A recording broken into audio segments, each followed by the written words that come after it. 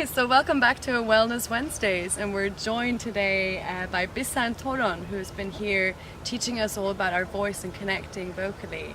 And so I just wanted to find out a bit more from you about what it is that you actually do and what it is that you're teaching so beautifully. Well, I am helping us to explore our many voices. So the idea is that you don't have just one voice, just like you don't have one side of yourself, many selves with many voices. So we are exploring the different nuances and colors and textures of the voice. Amazing.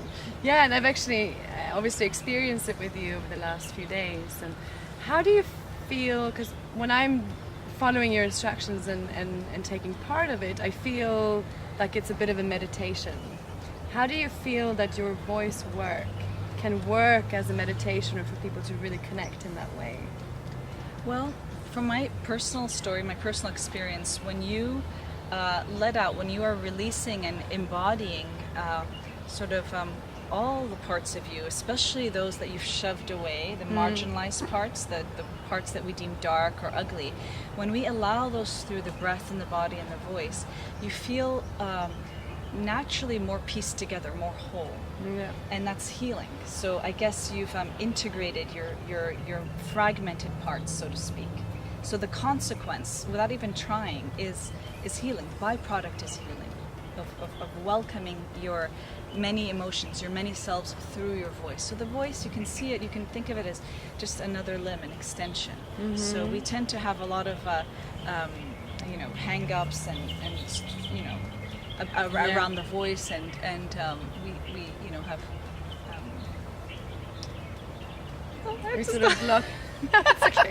That's okay. Just you can keep going. Yeah, it's like a block, or like we have a lot of blocks, but it's voice. Voice is nothing other than we can think of it as amplified breath. Yeah. And we're following the natural flow, the natural movement of the breath, and just including it, including the voice in that, allowing it, the breath, the movement of this moment to be released through the voice. So we work on opening this rather than doing something, learning how to sing or cutting into space. We're really learning how to release and allow the natural movement of the moment through the body. Yeah, amazing.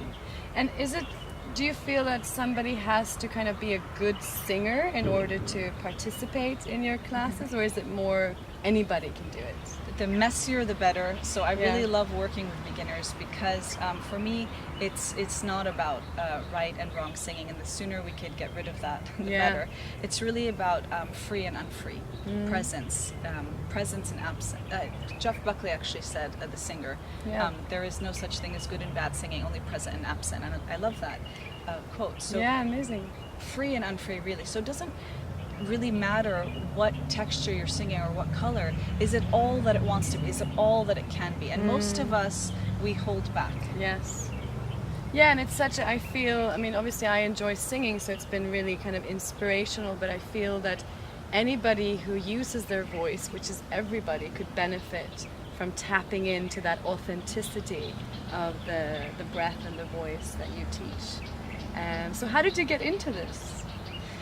Wow. Well, I studied classical voice. I wanted to be a choral conductor. Yeah.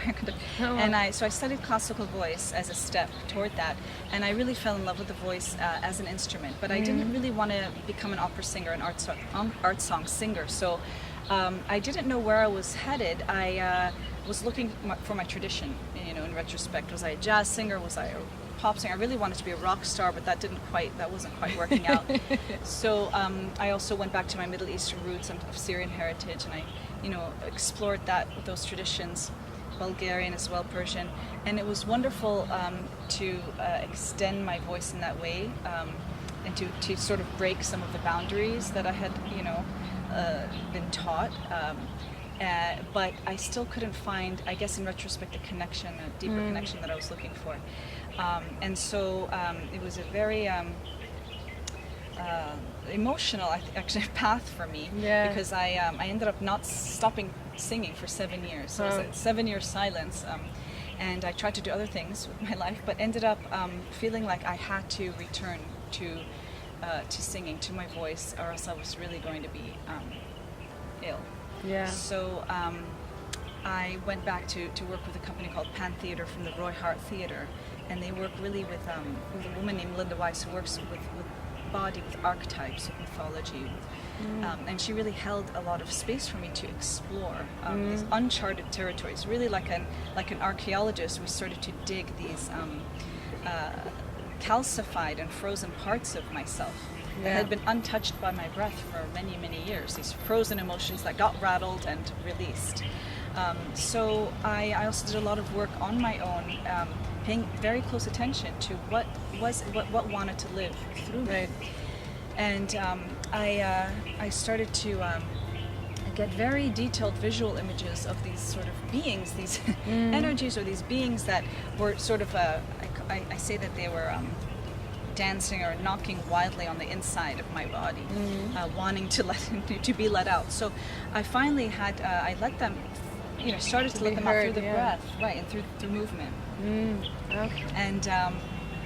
And in doing that, I started to embody again those parts of myself that I had been unconsciously shoving aside, and they turned out to be very, very interesting, beautiful textures, like my donkey, or the deeply the lonely crow that lived right here in the crack of the voice, the no man's land of the voice. This and I found that the darkest, most secret voices were actually my most truthful and therefore beautiful voices. So I see the voice as true or untrue, and rather than beautiful. That answers your question. Yeah, absolutely. And it's such a beautiful story. And actually, we obviously run a spa and wellness center, so we're all about allowing people to. We talk a lot about following your path or finding your passion, and it's such a beautiful story about how voice could bring you back to your authentic self. And I think that maybe not everyone is born to be a singer like you, but I think through these voice exercises and the classes that you offer, people can start to look inside and feel who they are and what it is that's missing, and start to kind of find their right path, even if it's not to do with voice necessarily, but just that bringing that authentic connection back. Yes, more voice as sound, as identity rather than as singing. Not thinking of it as something, as subject for just an expert, but really as your own identity. I mean, most of us have a very charged relationship with our voice, usually negative, or there's a lot of shame, a lot of silence around it. So it really can help. Of course, it's nothing but your own self. It's a question of identity. So it's like you're releasing your own breath and feeling your own breath echoing back to you. There's nothing more intimate. There's nothing more sort of evocative of self-knowledge. That connection. Amazing. And it's been an absolutely amazing experience, and we're so thrilled that you've been here to share it with us. It was my absolute pleasure. It was really a special opportunity to be with such open-hearted people and to have such an authentic circle to work with. So thank you for the invitation. Anytime. So thank you so much, and thanks for watching, and we'll be back next week.